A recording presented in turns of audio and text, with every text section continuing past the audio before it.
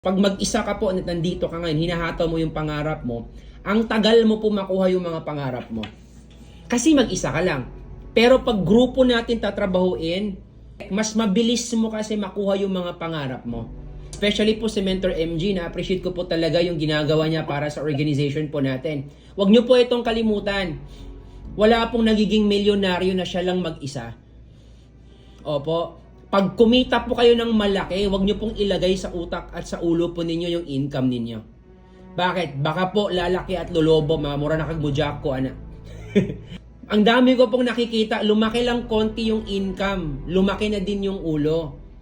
Kasi daw, siya yung nagpapayaman sa sarili niya. Huwag nyo po sanang kalimutan na wala pong tinatawag na self-made millionaire. Ako po, yung mayaman ako, kasi po ang dami pong taong tumutulong po sa akin.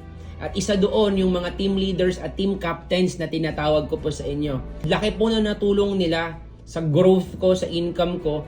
Kasi habang nagle-level up po sila, nagle-level up din po ako bilang mentor. Imagine niyo po ano pong ituturo ko sa kanila na nagle-level up pag hindi din po ako nagle-level up. Kaya po hindi po totoo yung self-made millionaire. May mga tao po talaga na ibibigay sa'yo para makakatulong sa'yo sa goal mo. 11 years ago, ladies and gentlemen, may na-meet po akong isang tao, hindi ko na po banggitin yung pangalan. Kumikita po siya ng around 1 million pesos per month. Nung nalaman ko po yung income niya na 1 million pesos per month, dun po ako magsimulang mangarap. I came in the call center industry.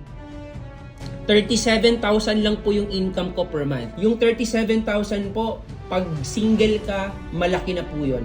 Pero pag pamilyado ka, kulang na kulang po yung 37,000. Nung nalaman ko po yung income niya, actually po sinasabi ko sarili ko, gusto ko din magkaroon ng income na kagaya niya. At gulat na gulat ako, ladies and gentlemen, kasi nung nangarap ako na gusto kong magkaroon ng milyon na income, nagulat ako, binibigay sa akin lahat ng mga problema.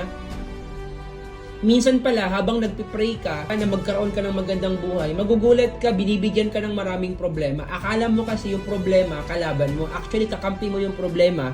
Because nangangarap ka ng sobrang laki, binibigay siya sa'yo kasi pag natawid mo, growth ang nababalik sa'yo.